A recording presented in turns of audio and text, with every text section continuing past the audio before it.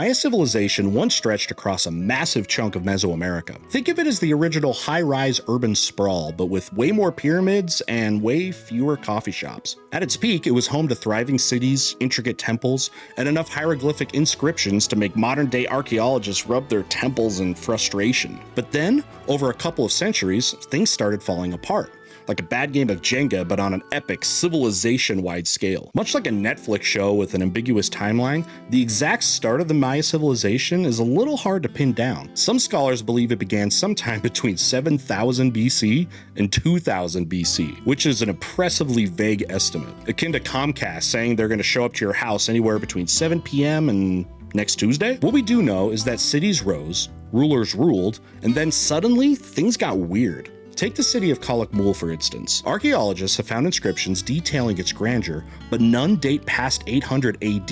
And then there's the rather unpleasant discovery of royal family members being unceremoniously dumped into makeshift graves because nothing says end of an era like getting tossed into a hole with your swag still on. Violence wasn't exactly a rare event in the Maya world. They weren't known for handing out participation trophies. However, the 9th century really took things up a notch. Cities across the region started toppling like dominoes, and in the jungle, sensing an opportunity, began reclaiming the land. Vines and roots slithered into temples like nature's version of today's landlords. The speed of the collapse is evident in unfinished projects, like half-painted murals and temples left mid-construction. For example, Bonampak's last big artwork features glorious battle scenes and a royal ceremony, but part of it looks like the artists just set down their brushes and never came back. Yaxchilan had an impressive new palace going up in 800, only for construction to be abandoned a mere 8 years later. Contractor delays are one thing, but this was next level. So what caused this spectacular downfall? Scholars have theories. One theory blames overpopulation. Tikal, one of the largest Maya cities, was bursting at the seams with about 50,000 people, and unfortunately, they couldn't just Uber Eats their way out of a food shortage. If the local farms couldn't keep up, it's no surprise folks started packing up their bags. Another culprit?